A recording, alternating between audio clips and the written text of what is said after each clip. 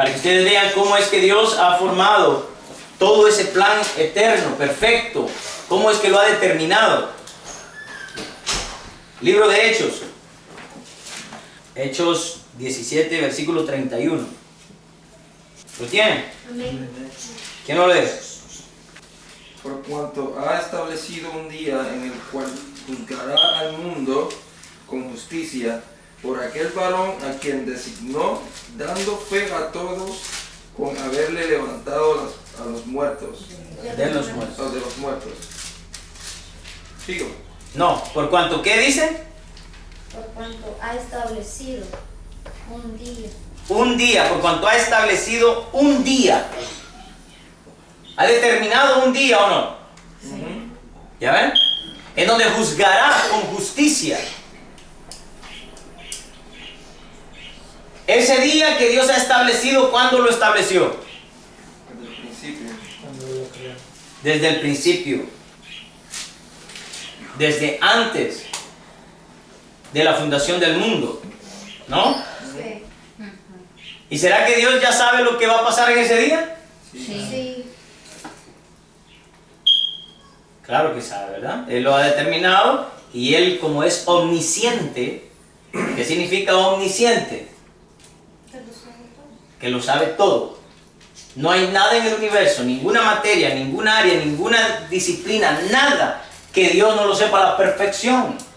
Dios sabe el futuro como el pasado, para Él es lo mismo. Para Él, ¿qué hemos explicado aquí del tiempo de Dios? Que Dios no tiene tiempo pasado, ni presente, ni futuro. Dios es. ¿Ok? Dios es. Entonces, no, Dios ha sido, o Dios será. Es que no, eso no tiene sentido cuando hablamos de Dios. Dios simplemente Él es.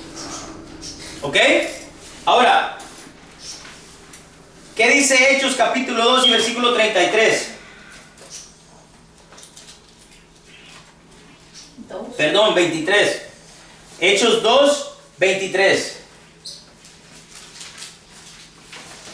A este entregado por el determinado consejo y anticipado conocimiento de Dios, prendisteis y matasteis por manos de inicuos, crucificándole, hasta ahí. Muy bien.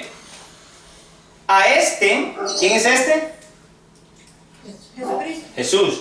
A este, entregado por el determinado consejo y anticipado conocimiento de Dios. ¿Cuándo dijimos que había Él determinado las cosas? Desde el principio. Desde el principio.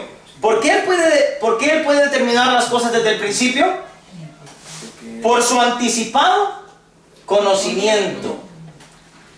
Prognosis es en griego. La palabra en griego es prognosis. ¿Ok? Gnosis es conocimiento. Conocer. Y pro, ¿qué es? Antes. Previamente. Previamente, antemano. ¿Ok? Es igual que predestinación. Pro-orizo. ¿Ok? ¿Se acuerdan de la palabra pro-orizo? Ok, muy bien, así me gusta. Esa es buena señal que estamos aprendiendo. ¿Cómo se dice la palabra? Prolizo. Ajá. Muy bien, ahora mira lo que dice. Porque yo aquí había encontrado otra. En el 17:26 está uno bonito también. Quiero ver, 17:26. Dice. Hechos 17. Y de una sangre, exactamente, ese es, yo había leído desde antes. Es que andaba buscando el Areópago, más para atrás, aquí. Del 16 lo vamos a leer, ya van a ver pues. Y vamos a pasar por el que dice mi suegra. Mi querida suegra, perdón, voy a aclarar mejor las cosas. Vamos, me dice, Hechos 17:16. Mientras Pablo los esperaba en Atenas, su espíritu se enardecía viendo la ciudad entregada a la idolatría. ¿Qué significa la idolatría? Que tenía otros Estaban ídolos. adorando los dioses. Adorando algo. Adorando A Dios es desconocido. a dioses ajenos que no sea Dios. Ahora, expliqué el domingo pasado. El decir, estaban adorando a dioses ajenos, ¿significa que esos dioses existen? No. No, es una forma retórica de decir las cosas, ¿se acuerdan, verdad? Sí. No existe un Dios fuera de Dios, hermanos. Amén. En el universo y en la eternidad solo existe un solo Dios. Así que discutí en la sinagoga con los judíos y piadosos, y en la plaza cada día con los que concurrían. Oiga esto, y algunos filósofos de los epicúreos y de los estoicos disputaban con él. Y unos decían, ¿qué querrá decir este palabrero? Y otros, parece que es predicador de nuevos dioses, porque les predicaba el evangelio de Jesús y de la resurrección. Y tomándole, le trajeron al Areópago, diciendo, ¿podremos saber qué es esta nueva enseñanza que hablas? Pues traes a nuestros oídos cosas extrañas. Queremos pues saber qué quiere decir esto. Porque todos los atenienses y los extranjeros residentes allí en ninguna otra cosa se interesaban sino en decir o en oír algo nuevo. Entonces Pablo, escuche esto, entonces Pablo, puesto en pie en medio del Areópago, dijo, varones atenienses, en todo observo que sois muy religiosos, porque pasando y mirando vuestros santuarios, hallé también un altar en el cual estaba esta inscripción, al Dios no conocido. O sea que los de Atenas, hermano, tenían un altar allí y adoraban a un Dios que no conocían. Decían, tenemos tantos dioses y adoramos casi que a todos los dioses, tanto que hay que adorar al Dios que no conocemos. ¿Sí o no? Vamos a adorar al Dios que no conocemos, pero mire la inteligencia de este Pablo. Hermoso pasaje, mire, dice. Porque pasando, dice Pablo le está diciendo, miren muchachos, yo venía caminando en la calle y cada cuadra hay un altar para un Dios diferente. Y ¿saben hasta qué me di cuenta? Que ustedes son tan religiosos que en una de esas cuadras me topo con un altar que no decía ningún nombre, sino que decía al Dios no conocido. Y mire, y en ese momento que le está dando la explicación, les dice, al que vosotros adoráis, pues sin conocerle, es a quien yo os anuncio. ¿Sí me está entendiendo, hermano? Sí. Entonces, a ese Dios que ellos no conocían, viene Pablo, es como que tomar a nuestro Dios y lo ponga en ese altar y diga, a ese Dios que ustedes no conocen, es al quien yo les estoy presentando ahorita. Conózcanlo. Ahí es. Conózcanlo. No lo conocían y le adoraban, pues ahora conozcan al Dios que ustedes no conocen. ¿Verdad? Que Pablo, ¿ah? Y dice, el Dios que hizo el mundo y todas las cosas que en él hay. Ahora comienza a darles ahora comienza a presentarles a Dios. Y mire lo que les dice Pablo a ellos de lo que es Dios. El Dios que hizo el mundo y todas las cosas que en él hay, siendo Señor del cielo y de la tierra, no habita en templos hechos por manos humanas. Mire el detalle que les da ahí, lo que les está diciendo ahí. Pablo está botando todos los demás altares que estaban ahí. Ni es honrado por manos de hombres como si necesitase de algo, pues Él es a quien da a todos vida y aliento y todas las cosas. Y de una sangre, este es el que mencionaba mi suegra, y de una sangre ha hecho todo el linaje de los hombres para que habiten sobre toda la faz de la tierra. Y les ha, ¿qué, hermano? ¿Qué significa Previamente. Antes, antemano, anticipadamente. Y les ha fijado el orden de los tiempos y los límites de su habitación. ¿Cómo Dios sabía que eso iba a pasar así tan en orden? Por su anticipado conocimiento. Y de acuerdo a su anticipado conocimiento, Él así determina todas las cosas. ¿Hay algo que a Él le puede salir mal? No, Él ya lo vio. El futuro para Él es historia. Y a Él ha de decir, me acuerdo cuando Julio tenía 50 años. Yo no tengo 50 años, hermano, y estoy lejos de eso. Sí, esos son 10 años nada más, Pero Dios habla como en pasado en nuestra vida futura. ¿Sí me entienden? Dios dice, me acuerdo cuando Julio tenía 50 años. Porque Él sí ya pasó por todo el futuro, Él ya vio todo el final. Él ya vio cómo termina, por decirlo así, esta película. ¿Va que usted cuando mira una película ya se sabe el final? Y ahorita viene el guapo y pum, mata al malo y se lleva a la muchacha. Ese es el final, ¿no? Ya uno sabe el final. Y Dios así mismo, Él sabe este final. Él sabe que Él un día regresará. Pero ya no va a regresar como un corderito, hermano. Hoy regresa como el león. Como en forma de guerra, como un Dios de guerra. Entonces los judíos se confundieron. Los judíos esperaban a un rey victorioso, conquistador primero, y luego un sacerdote. Y Dios dice, no, es que tú no entiendes. Porque yo no puedo venir a librarte si tú no eres mi pueblo santo todavía. ¿Qué tengo que hacer primero entonces? Santificarte. Santificarte. ¿Y cuál era el símbolo del sacrificio? Cordero y sacerdote. Cordero, dígalo hermano, cordero y sacerdote. Y Él viene primero, ¿y Él qué es primero? Cordero. Y al Él morir como un cordero, hermano, a mí se me eriza la piel ahorita, miren. Él al morir como un cordero y al tercer día resucita, es constituido sumo sacerdote, hermano, según el orden de Melquisedec. Él acaba de ser un cordero, resucita al tercer día, se convierte en sumo sacerdote. ¿Por qué? Para santificar a su pueblo. Y ese sacerdocio, hermano, es para siempre. Porque no es según, es que no es según el orden de Aarón, hermano. Es según el orden de Melquisedec, rey de justicia, eterno.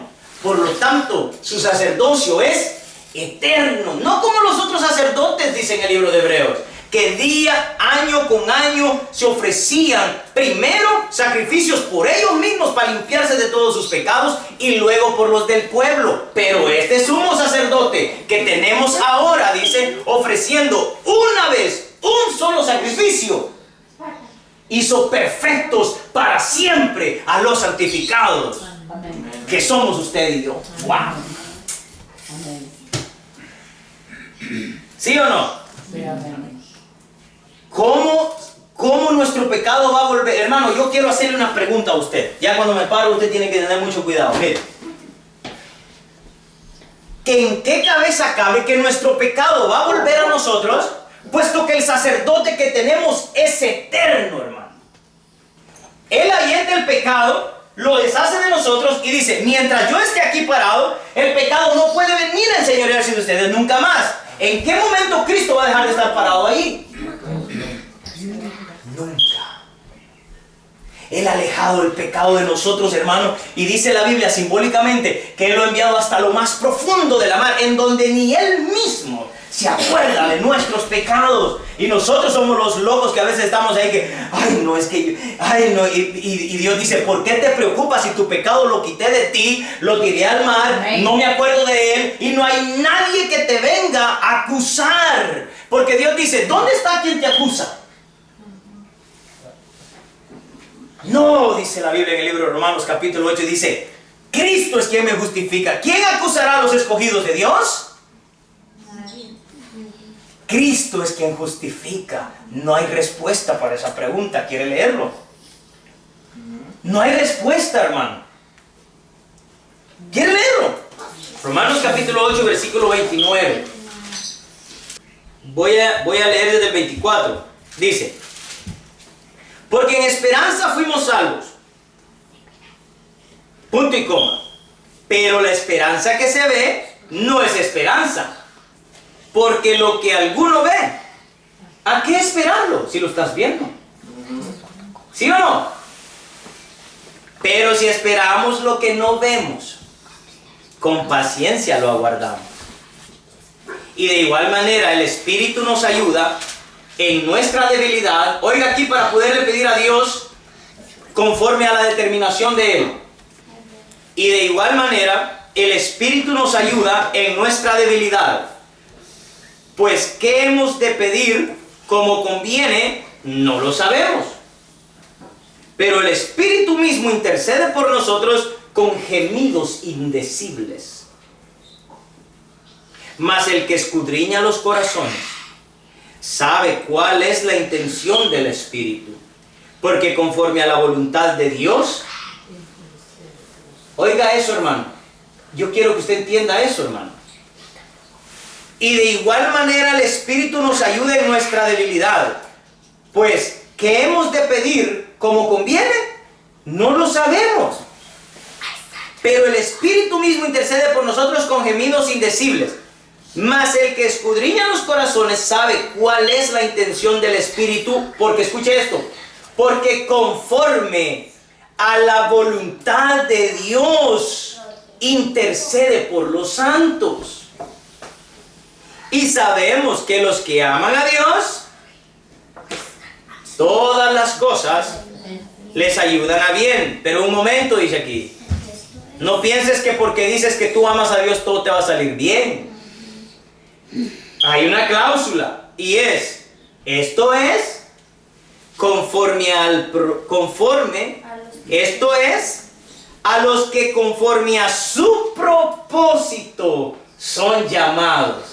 En otras palabras, hermano, si usted está pasando por un problema ahorita, si usted está pasando por una dificultad ahorita, y si ese es el propósito de Dios, no importa la oración que usted haga, usted no va a salir de ese sufrimiento hasta que Él lo haya determinado.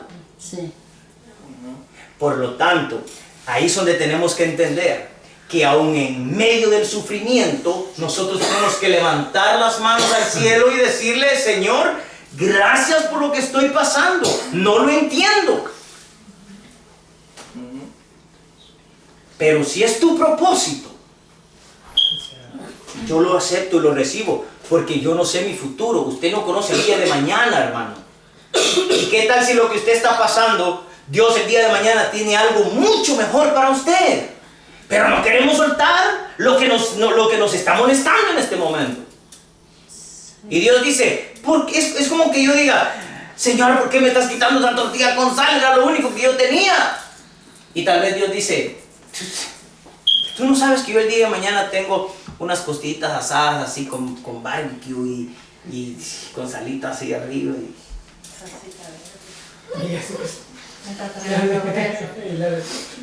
Dios está hablando, yo creo que Dios está hablando para más tarde, no sé. Ahí está el grill, ¿para qué? Ahí está el grill. Entonces, hermanos, ¿sí o no? Nosotros a veces no nos queremos desprender de una tortilla con sal. Y tal vez Dios está diciendo: y yo mañana te tenía un pollo guisado. ¿Por qué no esperas en mí?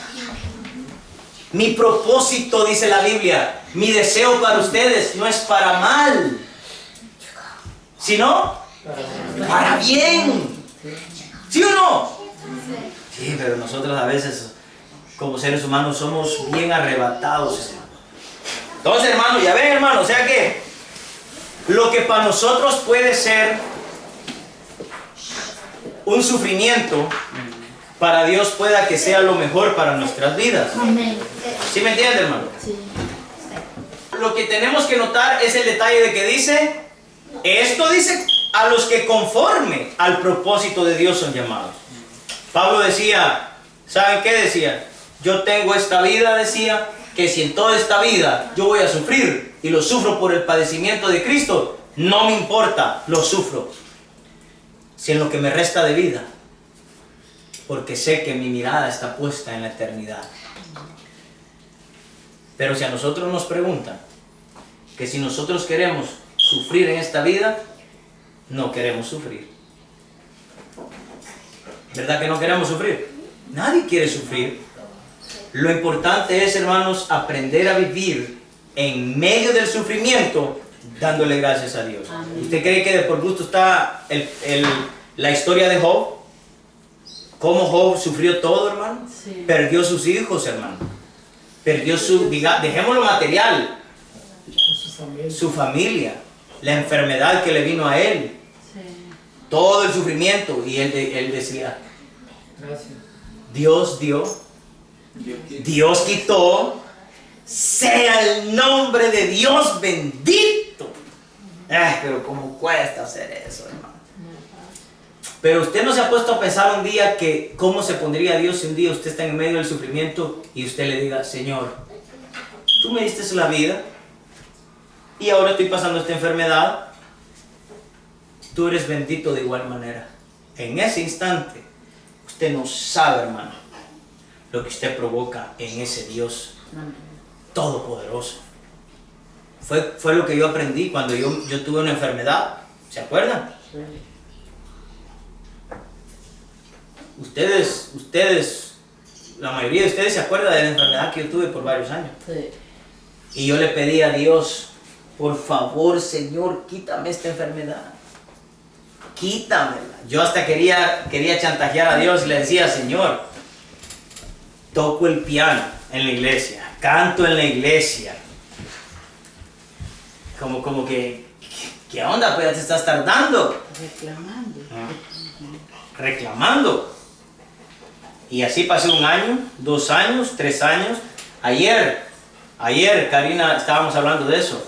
Y sabe que Karina se le salen las lágrimas porque ella misma me dijo algo que nunca me había dicho ella. Y ella misma me dijo ayer que ella dice, y yo sentía que había unas noches, me dice, en que yo me dormía, pero ella dice que se levantaba con un temor de que yo ya no estuviera con vida. Imagínense. Entonces, ¿a qué voy con esto? De que hasta que yo no entendí, que yo dije, ok, pero es que aquí ¿qué está fallando? ¿Qué está fallando? Si Él no hay nada imposible para Él. No hay nada imposible para Él, ¿sí o no? ¿Cómo es que mi enfermedad no la puede curar? Entonces yo me puse a analizar, pero es Dios llevándome a ese analizamiento, a ese análisis, ¿sí o no? Porque uno no puede llegar a esa forma de análisis, hermano. Es solamente el poder de Dios que me dice, ok, analiza esto, yo soy un Dios todopoderoso, ¿y por qué no te quito la enfermedad si es que soy un Dios todopoderoso?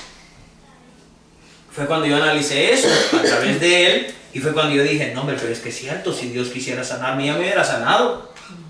Entonces cambié mi oración. Hice esa oración de exigencia, esa oración de decir, tu palabra dice, Señor, que todo lo que pidiéramos al Padre en tu nombre lo recibiré y será hecho. Pues en tu nombre, Señor, te pido que me sanes. Peor. Me declaro sano. Y yo también me declaro sano. Y siempre he contado el testimonio que predicadores que hoy en día andan ahí, usted solo tiene que declarar la palabra. Declare la palabra, declárela con fe. Y lo que usted pida será hecho. Y tal vez Dios haya diciendo, oye, pero ¿y entonces? ¿Y lo que yo tengo para esta persona qué? Y lo que yo tengo planeado aquí en mis manos para él, y ahorita él lo va a declarar que no quiere este sufrimiento. ¿Qué voy a hacer yo con esto entonces? Porque el predicador le está diciendo, no, solo declara la palabra. Y será hecho. Tu palabra tiene poder. Y dice otros predicadores por ahí un poquito más famosos, de alto nivel, dicen, en tu boca hay un milagro. Solo decláralo y será hecho tu milagro. Y Dios tal vez queriéndonos pasar a nosotros. ¿Saben qué está diciendo? Ahorita se me acaba de ocurrir un buen ejemplo para que usted entienda. ¿Sí o no nosotros somos como barro? En las manos del Padre. Solo 3 se lo saben. Nosotros somos como barro En las manos del alfarero. Pero ¿y qué tal usted como barro declara que no quiere estar en las manos del alfarero? No se construye. ¿No se construye? No pasa nada. Porque ¿qué va a hacer el alfarero primero? Moldear. ¿Pero a través de qué? El fuego, hermano. Pero usted al nomás quemarse, porque como usted, Señor, yo quiero, mire, esto es lo que me da risa. Señor, tómame, yo quiero ser como barro en tus manos, Señor. Y Dios dice, ¿de verdad? Ven para acá. Sí, Señor, tómame. Y comienza él. Y esos son los chismes, digamos. Chismes, habladurías de uno que nos causan molestia, pero ahí va, no importa. Pero viene Dios y dice, ahorita ya lo llevo moldeadito, y ahorita ¿para dónde va? Para el fuego, hermano. Y al nomás que nos llegue el calorcito, uy, no, Señor, ¿a dónde me llevas? Para el fuego, hijo. Me pediste que quieres ser un instrumento de honra. Pues es necesario el fuego. No. Declaro en el nombre de Jesús que yo no quiero pasar este fuego, pero quiero ser tu vaso con honra, hermanos. Yo quiero que analícelo. Eso es lo que está pasando en la iglesia hoy en día. Que hoy en día hay predicadores diciendo y declarando que es que mire la ideología que sacan. ¿De quiénes son hijos ustedes? De Dios. ¿Y Dios quién es? El rey. Entonces ¿usted qué es? El príncipe. ¿Y un príncipe puede vivir pobremente? No. Entonces declare prosperidad.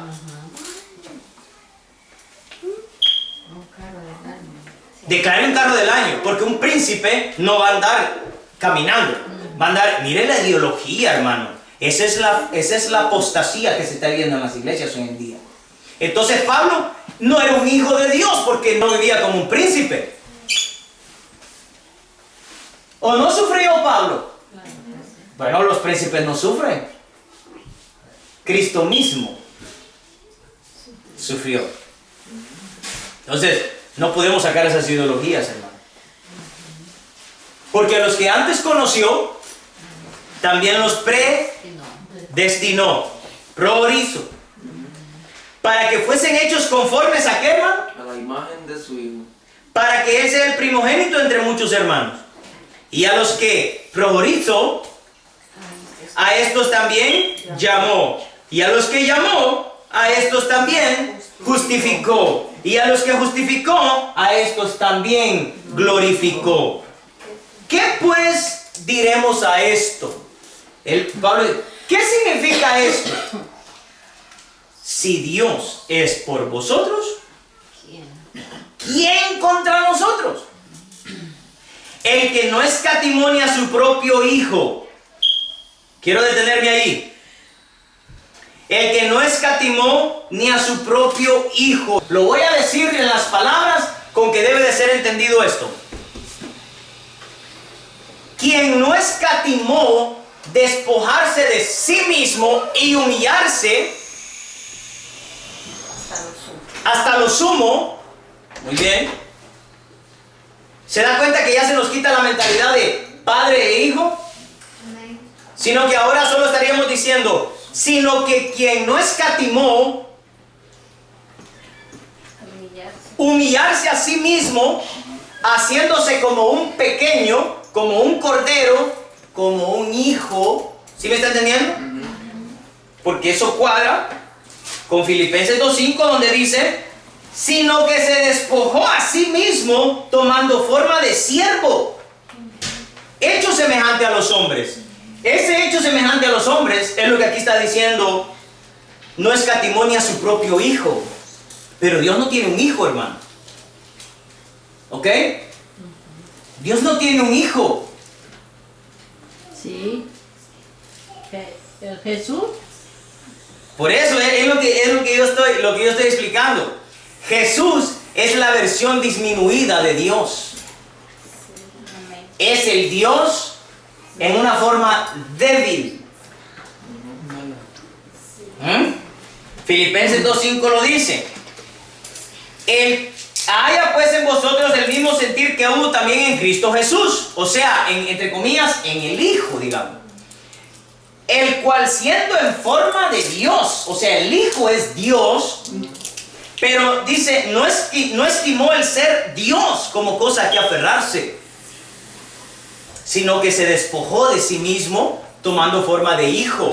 Pero el mismo Dios se disminuye, se humilla a sí mismo y se hace pequeño.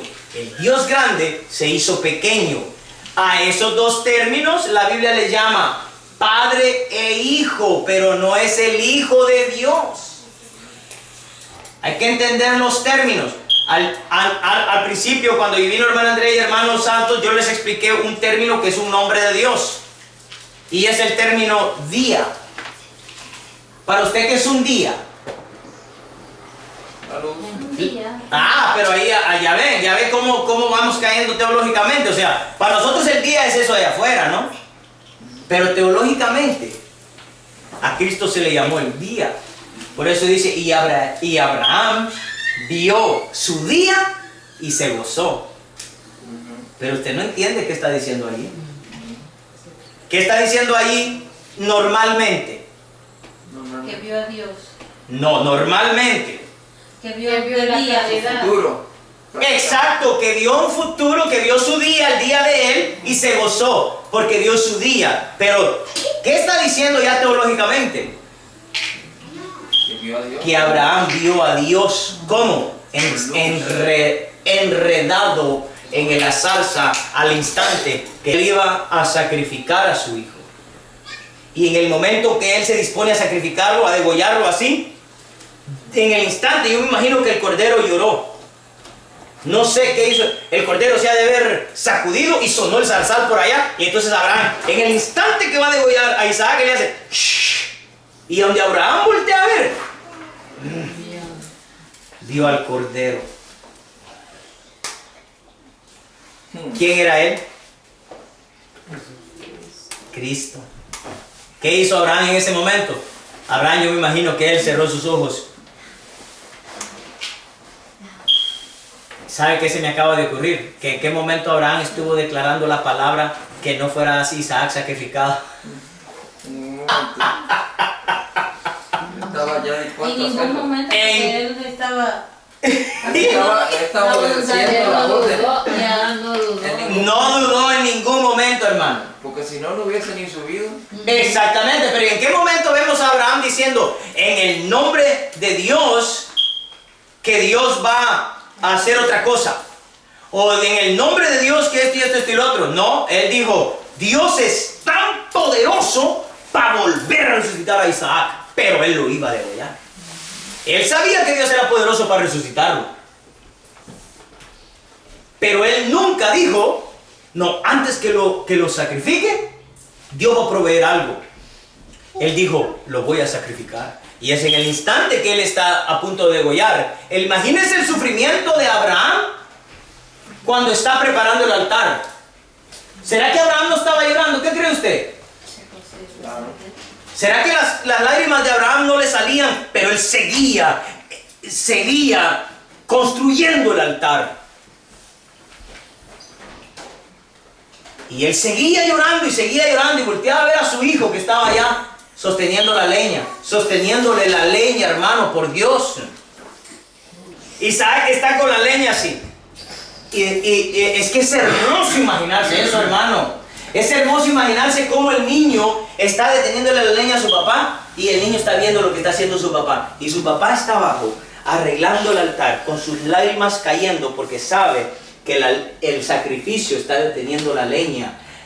Uf, y mire, Cristo va deteniendo la cruz que era la leña. Él sabe que ahí era que iba a ser crucificado. ¿Se da cuenta usted, hermano, cómo Isaac está deteniendo la leña? Ahorita me doy cuenta que era prototipo de Cristo sosteniendo la cruz. Porque ¿por qué no hierro? ¿Por qué no otra cosa? No, leña, cruz de madera, en el madero. Entonces, ¿qué está haciendo Isaac? Abraham en ese momento está llorando, está pidiendo, pero en ningún momento está diciendo, ay Señor, ¿y a qué horas pues? ¿A qué horas te vas a aparecer para salvar a mi hijo? ¿Y cómo el niño no se corría también? No se corrió. ¿Y cómo el niño no se corrió? Por eso mismo, porque Porque ya yo, como lo estudiamos aquel día, tal vez Isaac ya se las... Ya él tenía que tener el Ya él conocimiento, tenía, porque él sabía cómo era el proceso del sacrificio. Y Sí, él lo sabía, pero a lo que yo voy es de que yo creo que Isaac en ese momento ha de haber dicho, bueno, ya mi papá está construyendo el altar, yo no veo un sacrificio. Porque sí le pregunta el papá. Sí, él le pregunta, pero cuando van en camino. ¿Dónde está el cordero? Sí, pero no han llegado a la montaña. Ajá. Cuando van en camino le dice, papá, he aquí la leña, Ajá. y he aquí el fuego, Fuego. el lighter. el aire. Pero papi, yo no veo el sacrificio. Ajá. Yo imagino que en esa pregunta a Abraham se le partió su corazón. Y vea lo que dice. Dios, Proveerá. pero escuchen, para usted que es proveerá. Suplirá. Ya ve, y no dice eso. No, Él dará. No dice eso.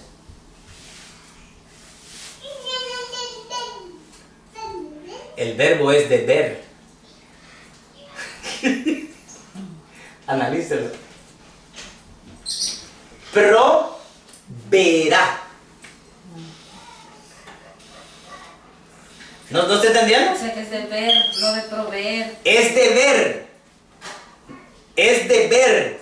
Pero ahí aparece el pro. Deber, deber. Proveerá. De antes visto. Ya predeterminado. Ajá.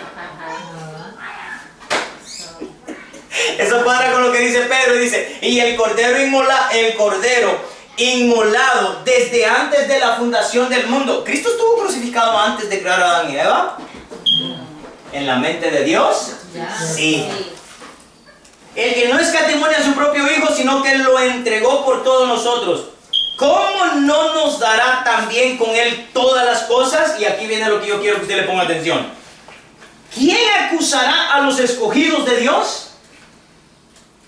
No hay respuesta. Es el que justifica. Mire la respuesta que da. Dios es el que justifica.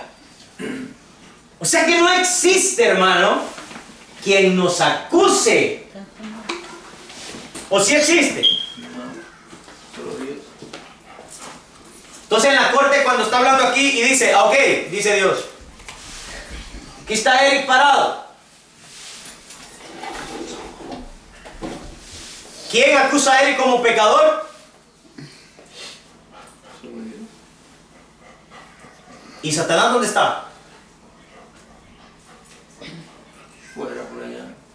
No lo dejaron entrar a la corte, hermano. No lo dejaron entrar. Porque en la corte, en la puerta está la sangre de Cristo. El sacrificio de Cristo está en la puerta y Satanás no puede entrar en esa corte. Por lo tanto, cuando Dios dice, aquí está Eric, vuelvo a repetir una vez más, ¿quién acusa a Eric como pecador? No hay nadie. Entonces, como no hay respuesta de nadie, entonces Pablo dice, ¿quién acusará a los escogidos de Dios? Dios es el que justifica. Y luego hace otra pregunta. ¿Quién es el que condenará? En este caso, Eric, que es el condenado aquí, es el que está A juicio. a juicio. ¿Quién condena a Eric entonces? Si nadie lo acusa, ¿quién lo condena entonces? Cristo es el que murió, más aún el que también resucitó, el que además está a la diestra de Dios. ¿El que además está dónde? A la diestra de Dios. No. No diga lo que dice acá. No. ¿El que además está dónde? En los cielos. En los cielos, hermano. La diestra de Dios nos sigue confundiendo. A la derecha de otro Dios. No es así. Yo lo he explicado. Siempre que yo les pregunte nuevamente, hay que arreglar. Porque la diestra de Dios es un arameísmo que significa el cielo. ¿Ok? La diestra es el cielo. Y si la diestra es el cielo, ¿qué es el infierno? ¿Ah? No. La izquierda. Izquierda. Si la diestra es el cielo, el infierno es la izquierda. Nosotros tenemos al cielo allá arriba y al infierno allá abajo. Mire cómo estamos de arrevesados. Pero para Dios no lo ve así. Dios ve, la derecha es el cielo y la izquierda es el infierno. Por eso cuando toda la gente se presente delante de Dios, dice la Biblia, mire qué hermoso, que Dios pondrá a sus corderitos a su derecha y a los cabritos a su izquierda. O sea, entonces ¿qué? ¿Y ahí nos vamos a estar viendo con los cabritos entonces? Porque si dice a la derecha y a la izquierda, ¿qué significa? Que allá van a estar los malos, aquí los buenos y Dios en medio. ¿Eso está diciendo? No, hermano, está diciendo que si Dios toma un corderito y lo pone a su derecha, teológicamente, ¿qué está diciendo? Que está en el cielo, que está con Él. Y el que está en la izquierda, en el infierno. fácil, hermano, está fácil, porque tú no lo entiendes. Dice, el que también intercede por nosotros. ¿Quién nos separará del amor de Cristo? ¿Tribulación o angustia? ¿O persecución? ¿O tal vez hambre? Hambre tal vez sí, ¿no? El hambre sí, ¿sí o no? ¿O desnudez? ¿O peligro? ¿O espada? Como está escrito, por causa de ti somos muertos todo el tiempo, hermano.